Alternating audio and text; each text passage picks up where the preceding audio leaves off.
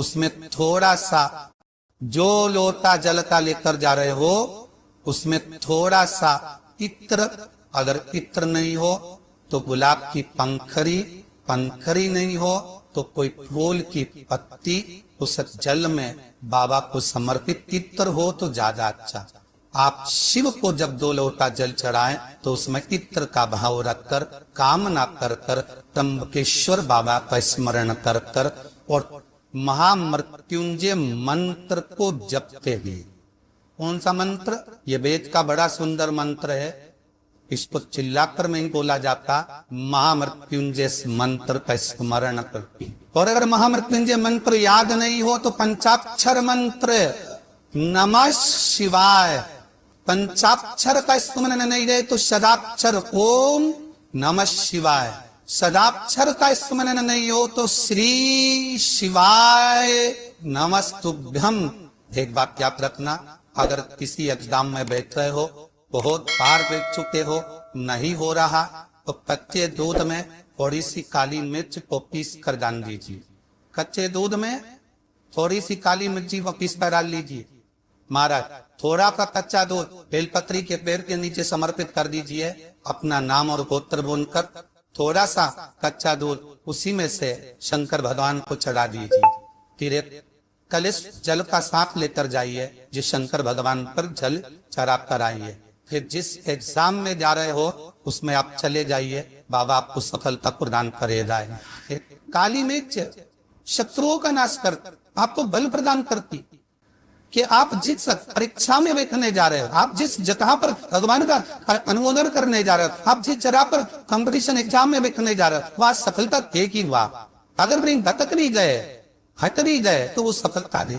इतना भी बेटा क्रोधी हो, जिद्दी ही हो, चाहे अपशब्द कहने वाला, बहुत ध्यान देना मेरा बेटा, कितना भी जिद्दी हो, कितना भी क्रोधी हो, गलत संदर्भ पर भी चल रहा है। निवेदन है, शंकर के मंदिर में लाल चंदन और शहद, इन दोनों को बेटे का हाथ लगवाकर गलत संगत में जा रहा है, क्रोध कर रहा है, चिड़चिड़ कर रहा है, बेटे से लाल चंदन और शहद का लेपन शिव जी के शिवलिंग पर जरूर करवा। चिड़चिड़पन, क्रोध और उसकी गलत संगत अपने आप हटने लगेगी और वो बालक धर्म की ओर आगे बढ़ेगा, सत्कर्म की ओर बढ़ेगा, सत्संग की ओर आना। एक छोटा सा उपाय अवश्य करिए। अगर बच्चे कोई एग्जाम में बैठ रहे हैं या कंपटीशन एग्जाम है या नौकरी के लिए अप्लाई कर रहे हो, मान लो 4-6 महीने से बैठे हो, 8 महीने से बैठे हो, सर्विस में ही है, नौकरी नहीं है, तो एक छोटा सा उपाय अवश्य करिए। शिव महापुराण महाराज बेलपत्री के पेड़ के नीचे विराजमान होकर, बेलपत्री के पेड़ के नीचे जिसको नौकरी के लिए या एग्जाम में बैठ रहा है वो जल चढ़ाए, बेलपत्री के पेड़ के नीचे थोड़ा सा दूध चढ़ाए, फिर जल चढ़ाए और अपने राइट भाग में घी का दिया और अपने लेफ्ट भाग में तेल का दिया, एक बार लगा दे। उसके बाद में अपनी कामना कर कर बेलपत्री के पेड़ के नीचे धूप लगाकर प्रणाम कर कर जाए और चले जाए इंटरव्यू के लिए। बाबा को तुरंत कराई गए, नौकरी दिलाई।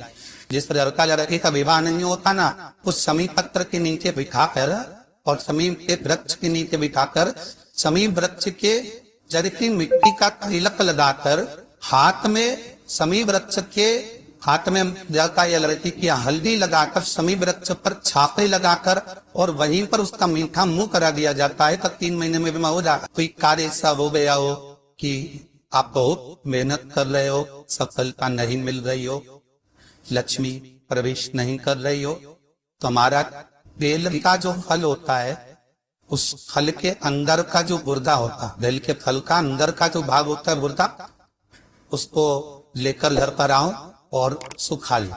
सुखाने के बाद उसको जलाओ, जलाकर उसकी भस्म तैयार, उस भस्म को अच्छा बढ़िया पीस लो, पीस कर कपड़े से छान लो। उसका छान कर जब आप शंकर भगवान का पूजन करने के लिए शिव मंदिर में जाए, महाराज किसी भी 5 प्रदोष या 5 सोमवार या सोमवार की अष्टमी पड़ जाए, उसकी थोड़ी सी भस्म लेकर जब जाए घर से, उसमें से थोड़ी सी भस्म बेलपत्री के पेड़ के नीचे श्री कुंदकेश्वर महादेव का नाम लेकर चढ़ा। क्या नाम लेना है? कुंदकेश्वर।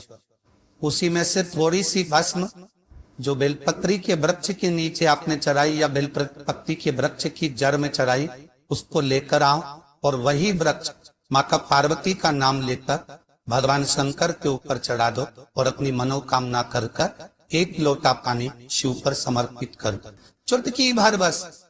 और बाबा चाहेगा कि आपका जो लक्ष्मी रुकी हुई है या व्यापार में नहीं चल रहा या कार्य नहीं हो रहा तो बाबा धक्का लगा ही गई।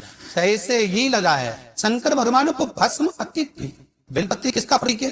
अभी नवरात्र गए हैं तो नवरात्र में दर्शन किया, शंकर भगवान को भस्म अतीत थी।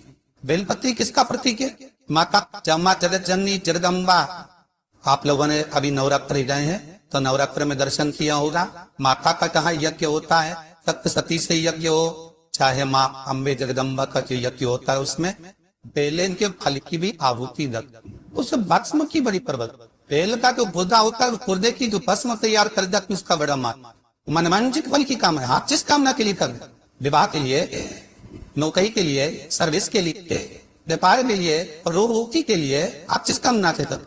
महाराज बेलपत्री के वृक्ष के नीचे बैठकर हाथ में बेलपत्र का पत्ता रखकर आप पंचाक्षर मंत्र नमः शिवाय, ओम नमः शिवाय या श्री शिवाय नमस्तुभ्यम या महामृत्युंजय मंत्र का स्मरण कर रहे थे। पर डंडी का भाग अपनी ओर, बेलपत्र की बीच वाली पत्ती का भाग बीच वाली उंगली की ओर कर आप स्मरण कर रहे हैं और अपने काम ना कर कर बेलपत्री के वृक्ष के नीचे बैठ कर उस पत्ते को समूह कर रखकर बाबा से विनय कर कर एकांत में उस बेलपत्री के वृक्ष की छाओं में आप काम ना कर कर पत्ते थे शंकर भगवान के ऊपर समर्पित कर रहे हैं। तो ये जान कर रखे कि पार्वती और शिव का मिलन करवा रहे हैं और अपनी मनवांछित फल कामना पूर्ण करवा, क्योंकि शिव और पार्वती का जब मिलन होता है, शंकर पार्वती अब एक दूसरे के सम्मुख में होते हैं, शिव और पार्वती जब एक दूसरे के सामने अपने बच्चों की तरह एक दूसरे के सम्मुख में आते हैं तो उनकी चेहरे पर प्रसन्नता का खबर बस उस कहा कभी सोमवार का दिन हो कभी शंकर जी को सोम प्रिय है, शिव जी को प्रिय है। महाराज एकांत में रहना पसंद करते हैं, बोलना पसंद नहीं, हंसना पसंद नहीं, किसी में मिलना पसंद नहीं, एकांत का वास ही ज्यादा पसंद हो। कई बहु के बेटे ऐसे होते हैं जिनका अपने अपना स्वार्थ है, दूसरे तो परिवार में किसी से मतलब ही नहीं रहता था, किसी से अच्छे से बोलते नहीं, कमरे में जाए अपना के लिए बैठ रहे, तकिया है उससे बात कर लिए, अपनों से बात कर लिए, बाकी किसी से बोलना ही चलना नहीं। तो उसके लिए भी गन्ने का जो रस होता है, महाराज गन्ने का जो रस होता है, उस रस में सफेद इल्ली को पीस कर जो व्यक्ति का स्वभाव बने को सुधारना है, सब में मिलनसान करना है, तो शंकर भगवान के शिवलिंग के बीच में जो अशोक सुंदरी का स्थान होता है, वहां पर उस जल को चढ़ा दिया जाता है, उस रस को समर्पित करा जाता है।